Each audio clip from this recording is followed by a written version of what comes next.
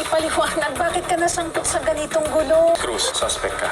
Wala talaga akong kinalaman. Atlas your best lawyer. Pagpasok ni Sky ay galit na galit si Dante dahil hindi niya sinunod ang bilin niyang i-revise niya yung sinulat niya na pinagsabihan pa niyang matigas ang ulo ng dalaga. Sinubukang magpaliwanag ni Sky na may family emergency sila dahil nawawala ang kapatid niya. Sinumbat naman ni Dante na alam niyang patay na ang kapatid niya na agad namang sinabi ni Sky na si Luna ang namatay na mismong kakambal niya at ang nawawala ay si Z na half-sister niya na kailangan niyang mahanap dahil nakita niyang may dumukot sa kanya. Dahil sa sinabi ni Sky ay napaupo si Dante na agad niyang sinabi na kung kailangan niya ng personal time ay dapat niyang i-inform ang HR na agad namang humingi ng tawad ang dalaga at nangako siyang isasabit niya agad. Galit na sinabihan siya ni Dante na wag siyang mangako kung hindi niya kaya para lang hindi siya magmukhang mahina dahil mas mahalaga ang kapakanan ng on-cue kesa ang ego ng dalaga kaya mas nahiya si Sky para sa sarili niya. Habang binigyan naman siya ni Dante ng huling chance para magawa niya ang istoryang pinapagawa nito.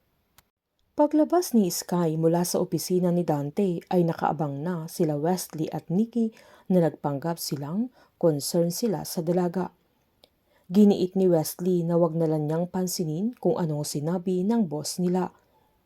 Agad namang sinabi ni Nikki na mas importante ang paghahanap niya kay Z kesa sa istorya na pinapagawa sa kanya, na agad namang sinabi ni Sky na parehas yun na importante sa kanya, kaya nag-gets ni Nikki na pagsasabayin niya, kaya nagpresenta siya na sila na lang ni Wesley ang magko-cover para sa kanya, basta wag lang siyang mag-give up, na kinagulat ni Sky at agad namang sinabi ni Nikki na magkakatim sila, sabay sunod na sinabi ni Wesley na hindi lang magkakatim pero magkakaibigan sila at magtutulungan.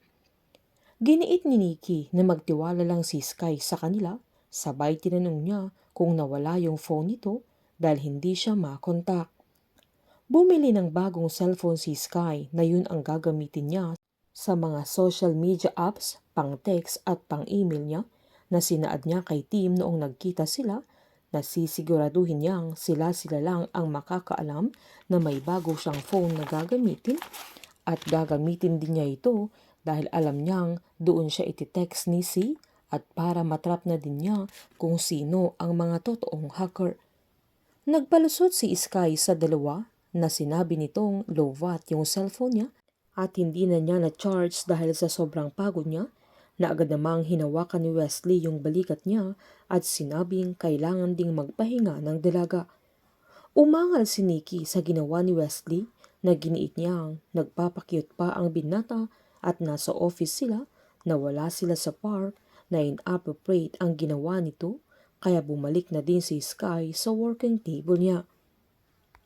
Habang nakipagkita naman si Sky pagkatapos ng trabaho niya sa mga kaibigan niya kung saan naunang dumating si Rox kaya binigay niya yung bagong number niya na giniit ng kaibigan niya na hassle kay Sky na dala-dalawa ang phone niya, na agad namang sinabi ni Sky na kailangan niyang magdoble ingat.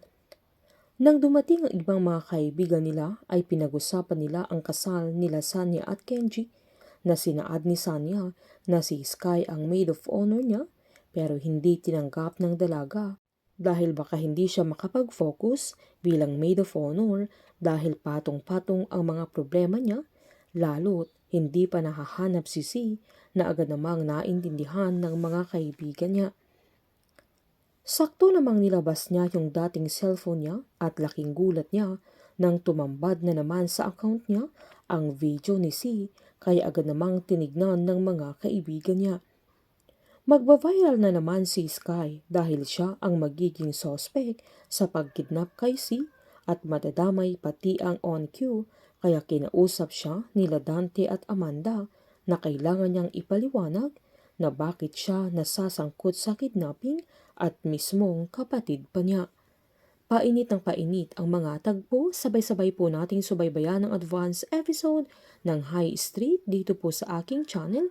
Patuloy lamang pong manood at mag-subscribe para ma-update po kayo sa mga susunod na episode. Marami pong salamat.